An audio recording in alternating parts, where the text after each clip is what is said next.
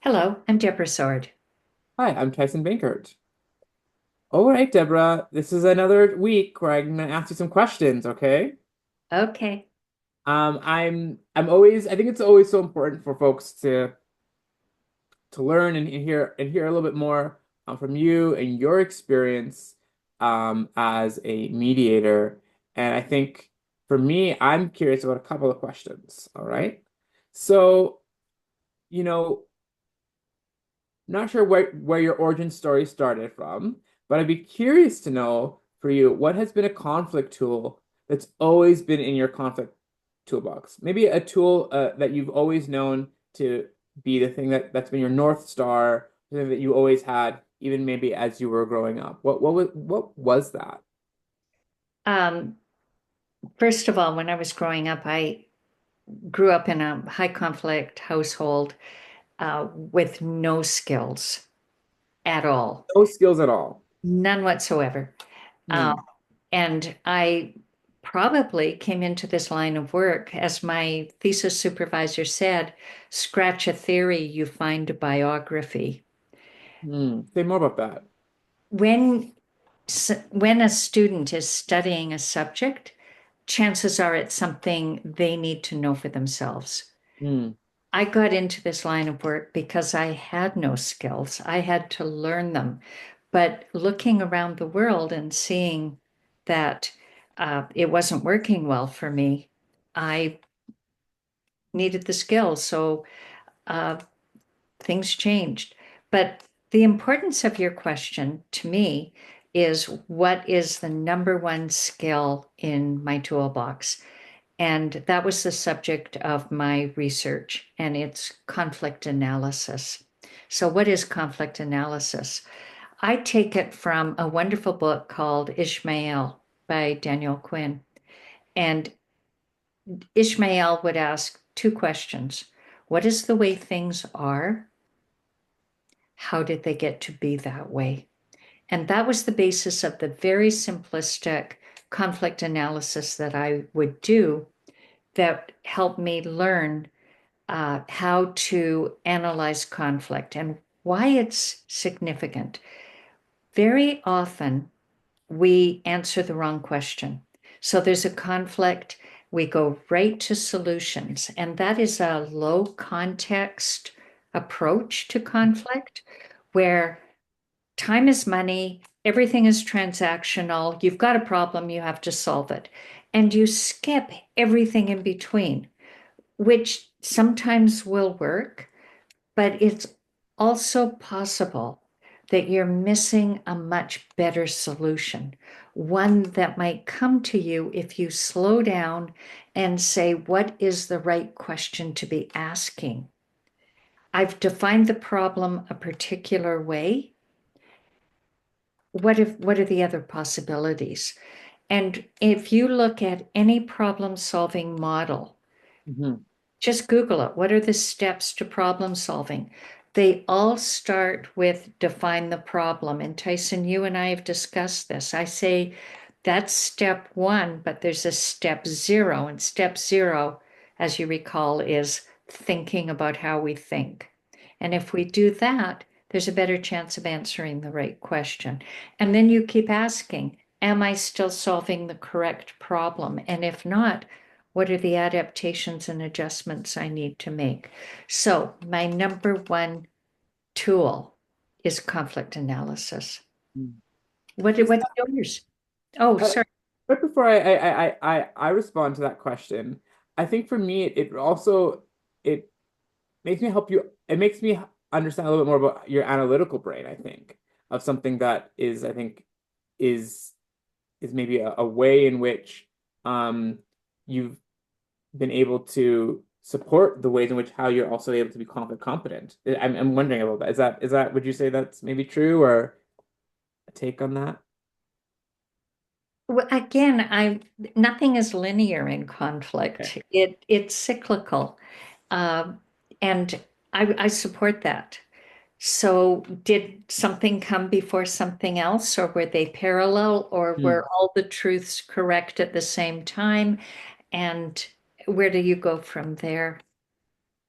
For me, I would say it is a tool that's always been, I've been able to rely on is I enjoy listening to people. Even when I think what I'm hearing I don't like. I think I've always been someone who appreciates being able to listen to somebody else, and I think that has now how I might respond is different over time, over the years, but I definitely think that has always been a tool that I've been able to utilize. Um, and I think that kind of lends us up into the next question. Um, what is sort of a competency tool that you're maybe interested to that you're still feeling like you need to work on? Because we're all a work in progress. So, is there one in particular? All of them. There's some, when I started in conflict studies, we called it ADR, alternative dispute resolution. Then it became dispute resolution. Then it became conflict resolution. Then it became conflict management. Then it became conflict competence. It's evolving. And I still, even with all of my degrees and years of experience, I'm still reading the research. And some of the research that's coming out now is stunning. Mm, We're learning more. We're uh, cross-fertilizing with others. So my PhD research was one of the first to use neuroscience. Now it's common. Uh, right. so Mm, there's still so much to learn. And if the old expression, if all you've got is a hammer, everything looks like a nail, is really true in conflict. If you have one model and that's all you know, then right. you're going to try to force every conflict you're in to fit that one mental model. The best thing we can do is accept that multiple truths are true at the same time and listen, as you say, listening, asking good questions. Mhm. My last question for you is I know you are a person of faith, and I'm wondering how has that also um, been part of your conflict competency journey, I guess. Well, Has it played a role in certain ways? I've never been asked that question. Um, so the answer is yes and no. Okay. Um, Faith is part of my worldview, but my faith does not necessarily include God. Mm, It's much more about community. It's about tradition. It's about culture. It's about context. It's a way of seeing the world. mm, So, how that informs my practice, my conflict competence, is because I believe that people will try to do the right thing. If given the opportunity, if given the information, the skills, and the tools, they will try to do the right thing. So I'm motivated and driven by my belief that conflict competence is teachable, learnable, and enhances the quality of our relationships. And if we are put on this world to be in community and to have quality relationships, then we need critical thinking skills and conflict competence. So it's not really faith driven, mm, but it's informed by my belief system. And my belief system is informed by the faith I grew up in. mm. What That's so about you? beautiful. Are you? I for the first time in quite some time, I've been thinking a lot about how growing up in the church has informed the ways in which I am now, and a lot of it is as someone who doesn't necessarily subscribe to religion or faith, but I think a few things that I think um, has has helped in thinking about how I might manage conflict is I think power is something that has really made me reflective of what it means to be conflict competent and how to manage that. The misuse of power, I think.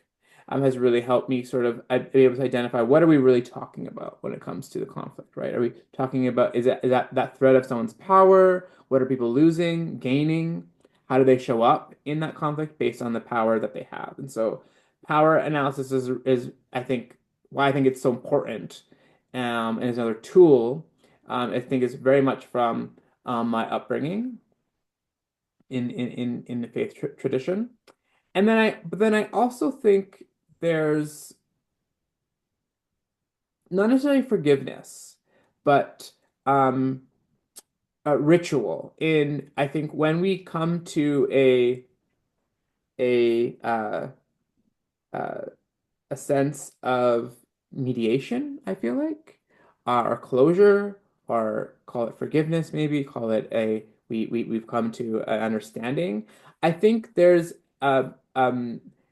points to that is, do we hug? Do we do something to sort of solidify that we've come to a resolution?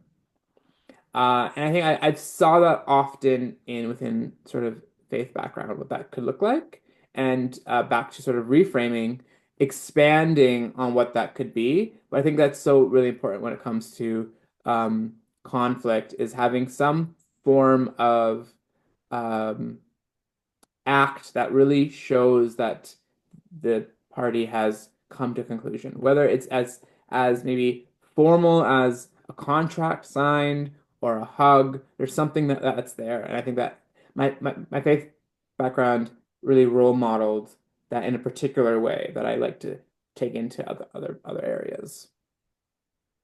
Wow. So that back to what is the way things are and how did they get to be that way? Hmm. Hmm. And our upbringing, Hmm. the way we make sense of the world, the frames that we use. Hmm. Absolutely. Those are really interesting questions, Tyson. Thank you. You're So, welcome. what what formed your belief system, and how does that help you show up in the world? Drop us a comment. Thank you for subscribing, for listening. We hope you'll return, like it, share it, and offer suggestions. What conflict topics interest you? See you next week. Thank you.